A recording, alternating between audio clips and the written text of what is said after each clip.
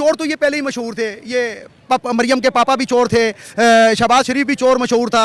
ये वही शख्स है कि जो कहता था मैं अपने कपड़े बेच के आटा सस्ता करूंगा, तो लोगों ने डर के मारे उन दिनों आटा नहीं लिया कि कहीं आटे में से इसका कच्चा ना निकला है।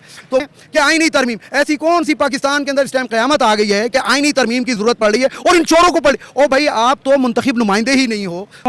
वालेकुम अस्सलाम। क्या हाल है? ठीक है, अल्हम्दुलिल्लाह। कहाँ से आए हैं? मैं वैसे तो चक्री रोड से आया हूँ, लेकिन I am belong from Peshawar और मैं एक छोटा सा रिपोर्टर हूँ। लेकिन बहरहाल इस टाइम जो है मैं रिपोर्टर की हैसियत से नहीं, मैं एक पीटीआई के एक वर्कर की हैसियत से इधर हूँ और मैं मौजूद हूँ। आप बताएं कितनी मुश्किलात पेश आ रहे हैं रात से, क्या कहेंगे?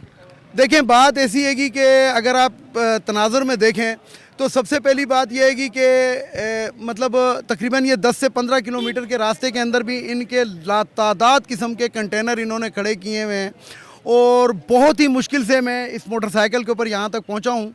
और दूसरी बात यह है कि दरअसल इस टाइम आवाम जो है वो निकल गए हैं। वो किस लिए निकल गए हैं कि चोर तो ये पहले ही मशहूर थे, ये मरियम के पापा भी चोर थे, शहबाज शरीफ भी चोर मशहूर था। ये वही शख्स है कि जो कहता था मैं अपने कपड़े बेच के आटा सस्ता करूंगा, तो लोगों ने डर के मारे उन दिनों आटा नहीं लिया कि कहीं आटे में से इसका कच्चा ना निकला है।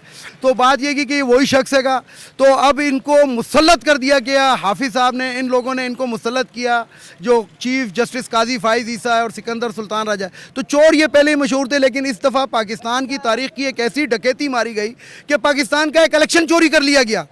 वो इलेक्शन चोरी कर लिया गया कि जिसके अंदर 1/3 मेजॉरिटी इमरान खान ले चुका था। हम लोग यही लड़के, यही लोग जो यहाँ पे मौजूद हैं, ये किसी जगह के पोलिंग एजेंट थे, कहीं पे कुछ थे, और इन्होंने देखा।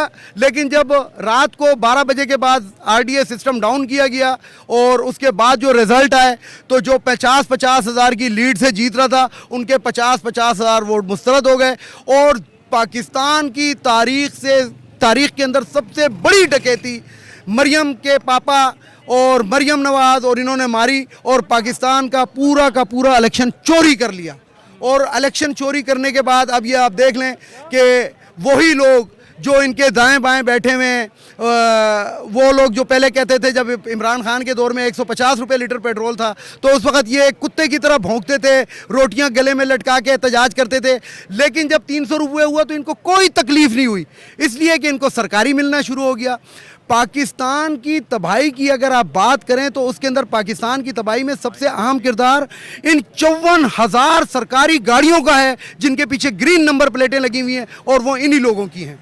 और दूसरी बात ये देखें कि आईनी तरमीम, ऐसी कौन सी पाकिस्तान के अंदर इस टाइम क़यामत आ गई है कि आईनी तरमीम की ज़रूरत पड़ रही है और इन चोरों को पड़। ओ भाई, आप तो मुंतखब नुमाइंदे ही नहीं हो, फॉर्म 47 की पैदावार हो, इलेक्शन चोरी करके जहाँ पर पहुँचे हुए हो, किसी के कंधे पे चढ़ के पहुँचे हुए हो, तो उसके बाद तुम पाकिस्तान के आइन के साथ जो लंगड़ा लूला आइन है, जिसके ऊपर सुप्रीम कोर्ट के अहकामात पे आप लोग अमल नहीं करते, लेकिन आइन तो बहरहाल है। तो इस आइन ज़मीन को, पाकिस्तान पाक सरजमीन को आईने बेज़मीन बनाने की जस्टिस काजी फाइज़ ईसा और उसके वो जो 5 रतन हैं जो उसके दाएं बाएं बैठे हुए थे, तो वो ये कोशिश कर रहे हैं। और उनको सपोर्ट कौन दे रहा है? उनको सपोर्ट यही चोर दे रहे हैं कि जिन्होंने इलेक्शन चोरी किया, जिन्होंने इलेक्शन रिग कराया।